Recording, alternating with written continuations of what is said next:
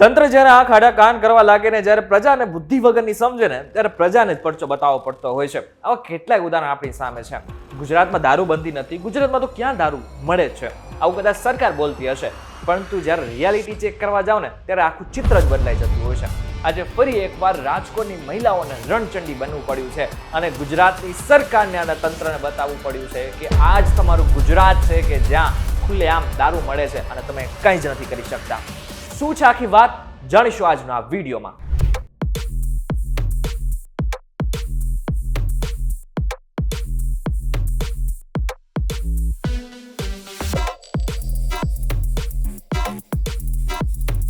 નમસ્કાર, VTV ગુજરાતી.com પર તમારું સ્વાગત છે અને હું છું આપનો દોસ્ત કરણ ચડોત્રમ.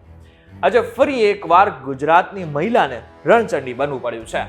રાજકોટની મહિલાઓને પોતાના ઘરનો ઉમરો લાંઘવો પડ્યો છે અને બતાવવું પડ્યું છે કે ગુજરાતમાં શું શું થઈ રહ્યું છે. કદાચ આ વસ્તુ એમને આજે ન કરી હોત ને તો આજથી 1-2 મહિના પછી કદાચ બની શકે કે આપણી સામે સમાચાર આવ્યા હોત કે ગુજરાતમાં ફરી એકવાર લઠ્ઠાકાંડ થયો.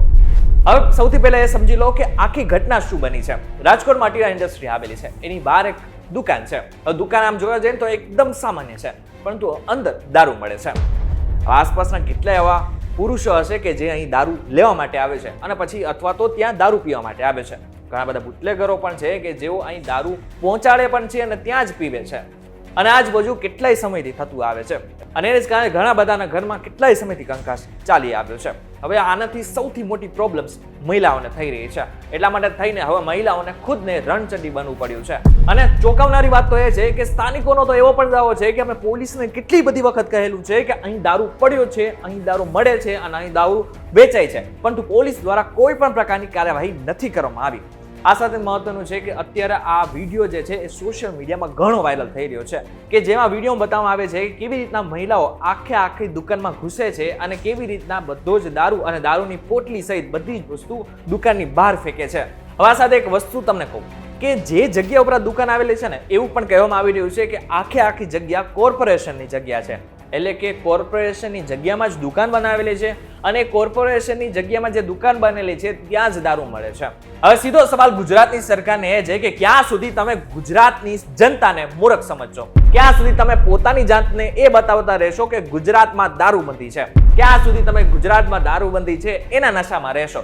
દર મહિને ગુજરાતમાં દારૂ પકડાય છે અને દર વખતે તમારું નાક કપાય છે, પરંતુ તમને શું કોઈ જ ફરક નથી પડતો?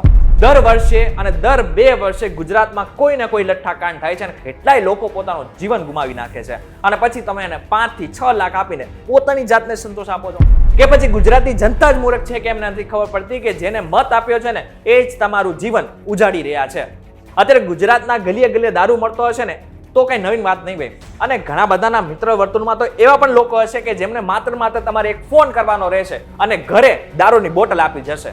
આ તો કદાચ ગુજરાતની સરકાર અમારી વાત નહીં માને, પરંતુ તમારા જ આંકડા તમારા સુધી પહોંચાડો તો ગુજરાતના સ્ટેટ મોનિટરિંગ સેલ દ્વારા 2024ના આંકડા બહાર પાડવામાં આવ્યા, જેમાં 2024 દરમિયાન રાજ્યભરમાં દરોડા પાડીને કુલ 455 કેસ નોંધવામાં આવ્યા.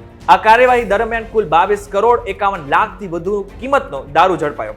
એટલું જ નહીં, પોલીસે કુલ 51,93 લાખ રૂપિયાનો મુદ્દામાલ પણ જપ્ત કર્યો. અને સૌથી વધારે દારૂ ક્યાં મળ્યો ખબર છે? મહેસાણા, વડોદરાનો ગ્રામ્ય વિસ્તાર, સુરતનો ગ્રામ્ય વિસ્તાર, ગોધરાનો ગ્રામ્ય વિસ્તાર, બનાસકાંઠા, સુરેન્દ્રનગર અને નવસારીમાંથી લગભગ 1 કરોડથી વધુનો દારૂ મળ્યો છે.